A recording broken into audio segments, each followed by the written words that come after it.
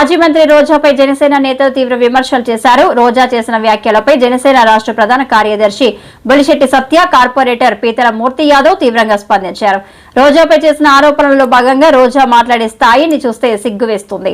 మనుషుల్లో 3 జాతులు ఉంటే రోజా 4వ జాతికి చెందినది అని బొలిశెట్టి సత్య విమర్శించారు.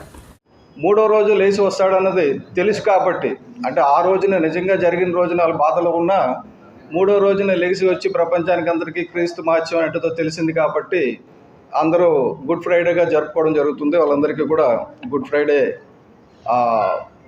శుభాకాంక్షలు. అలాగే నిన్న రోజా గారు అంటే నార్మల్గా ఎవరైనా పోతే తల దగ్గర కూర్చొని ఏడుస్తూ ఉంటారు. అలాగే నిన్న భూమన కరుణాకర్ రెడ్డి గారు రోడ్డు మీద పడుకుంటే, అంటే ఆయన ఏం చెప్పారు, నన్ను గోశాలకు వెళ్ళనివ్వడం లేదు అన్నారు. గోశాలకు వెళ్ళనివ్వడం లేదనేది పూర్తి అబద్ధం అండి, పచ్చి అబద్ధం. ఎందుకంటే ఆయన గోశాల దగ్గర ఆయన గురించి వెయిట్ చేస్తున్నారు. ఇంటి దగ్గర నుంచి ఈయన బయలుదేరితే బాగుంటుందని పోలీసులు కూడా వెయిట్ చేస్తున్నారు. పోలీసులు నిర్బంధించారన్నది పచ్చి అవాస్తవం. ఎందుకంటే పోలీసులు ఏం చెప్పారంటే, ఇక్కడి నుంచి పెద్ద దండయాత్రలాగా వెళ్ళొద్దు, మీరు ఒకలో ఇద్దరు ఎవరైతే వెళ్తారో వాళ్ళు వెళ్ళండి అని చెప్పేసి చెప్పడం జరిగింది. కాబట్టి ఆ పోలీసులు ఆపారు అన్నది వాస్తవం కాదండి. ఆ చుట్టూ ఎక్కడ పోలీసులు లేరు, చుట్టూ కూర్చున్నది కార్యకర్తలు కూర్చున్నారు, ఎక్కడ పోలీసులు కనపడలా. నెక్స్ట్ ఆయన చెప్పింది ఏంటంటే, ఆవిడ చెప్పింది ఏంటంటే 6-7 పాయింట్లు చెప్పారు. భూమన కరుణాకర్ రెడ్డి గారు చెప్పింది 191 ఆవులు చనిపోయినాయి గోశాలలో, ఎవరు పట్టించుకోవడం లేదని. అంటే యావరేజ్గా ఒక 15 ఆవులు నెలకి చనిపోతున్నాయి, ఎవరు పట్టించుకోవడం లేదని. గతంలో చూస్తే ఇప్పటి వరకు అక్కడ గోశాల పెట్టిన దగ్గర నుంచి ఈ రోజు వరకు చూస్తే ఆన్ అండ్ యావరేజ్ 15 ఆవులు చనిపోతున్నాయండి. అది నా దగ్గర డేటా కూడా ఉంది. కాబట్టి ఆ డేటా ప్రకారంగా చూస్తే 2025 జనవరిలో 18 ఆవులు చనిపోయినాయి, ఫిబ్రవరిలో 13 ఆవులు చనిపోయినాయి, మార్చిలో 12 ఆవులు చనిపోయినాయి. ఈ మృతుల సంఖ్య తగ్గుతూ వస్తున్న సమయంలో వీళ్ళు వచ్చి అడావుడు ఏం చేస్తున్నారో నాకు అర్థం కావడంలా. అంటే ఇదివరకు హారతి డ్రామా వేశాడు కరుణాకర్ రెడ్డి గారు, నేను వచ్చి హారతి ఆపేస్తాను, నేను తప్పులు చేయలేదని చెప్పేసి. ఇప్పుడు హారతి డ్రామా పనిచేయలేదు, ఈ ఆవుల డ్రామా తీసుకొచ్చారు, గోవుల డ్రామా తీసుకొచ్చారు. తప్పండి అది. అలాగే రోజా గారికి నార్మల్గా జాతుల్లో 3 జాతులు అంటారు, ఒకటి మేల్, ఫీమేల్, ట్రాన్స్జెండర్ అని. ఈవిడ 4వ రకానికి చెందిందని నేను అనుకుంటున్నాను. ఎందుకంటే ఈ ముగ్గురు కూడా యాక్సెప్ట్ చేయరు ఆవిడని. ఆడవాళ్ళంటే కూడా ఆడవాళ్ళు కూడా యాక్సెప్ట్ చేసే పరిస్థితుల్లో లేరు. ఆవిడ చేసిన కామెంట్స్ని బట్టి ఆవిడ అడిగిన దానికి సమాధానం చెప్పక్కర్లేదు. కానీ గతంలో సినిమా టికెట్లు బ్లాక్లో అమ్ముకుని సంపాదించినట్టుగా, ఆ తర్వాత దేవస్థానం టికెట్లు విపరీతంగా బ్లాక్లో అమ్ముకుని కూడా డబ్బులు సంపాదించింది అన్న దానికి తిరుపతిలో అంతా కూడా చాలా ప్రచారం జరగడమే కాదు, ప్రముఖ పేపర్లో కూడా వచ్చింది. ఏ పేపర్ మీద ఈవిడ డిఫమేషన్ కేసు వేసినట్టు లేదు, మోరల్లెస్ అది యాక్సెప్ట్ చేసినట్టు ఆవిడ. కళ్ళతో నడిపిస్తున్నటువంటి 2 దిగ్గజాలు పవన్ కళ్యాణ్ గారు, చంద్రబాబు నాయుడు గారు,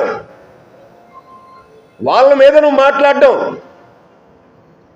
రాష్ట్ర అధ్యక్షుడు పల్లా శ్రీనివాస్ మీద వైజాగ్ అని చెప్పి నీకంత చులకన భావంగా మాట్లాడడం, నీకు మళ్ళీ దమ్ముంటే నువ్వు ఇదే వైజాగ్ విమానాశ్రయంలో అడుగుపెట్టు, తరిమి కొట్టి పంపిస్తాను, నేను వైజాగ్లో అడుగుపెట్టు. రోజా, నువ్వు నీ మాటలు ఇప్పటికీ అదుపులో పెట్టుకొని వారం రోజుల్లోగా మా రాష్ట్ర అధ్యక్షుడు, ఆంధ్ర రాష్ట్ర ఉప ముఖ్యమంత్రి, తెలుగు ప్రజల పార్టీ దేవుడు పవన్ కళ్యాణ్ గారికి క్షమాపణ చెప్పకపోతే తెలుగుదేశం పార్టీ రాష్ట్ర అధ్యక్షుడు,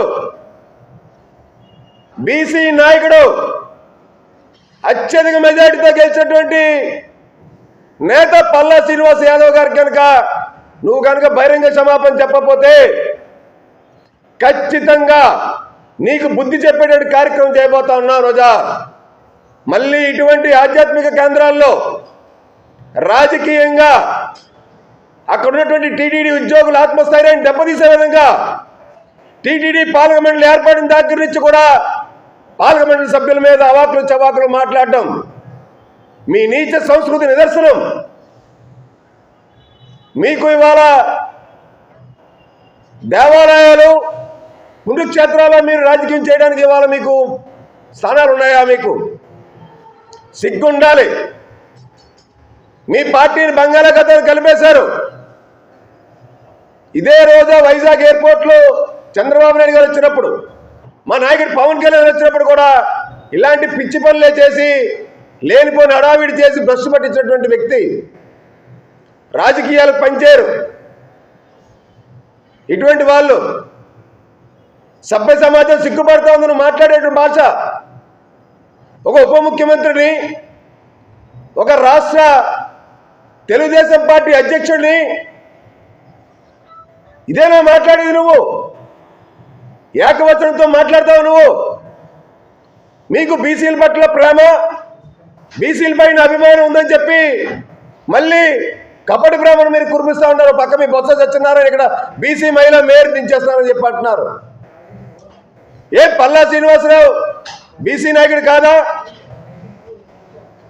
ఈ భారతదేశంలో దాతృత్వం ఉన్నటువంటి ఏకైక వ్యక్తి ఎవరైనా రాజకీయంగా ఉన్నారంటే సమకాలీన రాజకీయాల్లో అది పవన్ కళ్యాణ్ గారు అని చెప్పి వాళ్ళ తెలుగు ప్రజలు ప్రపంచవ్యాప్తంగా చెప్పుకుంటున్నటువంటి తరుణం. అలాంటిది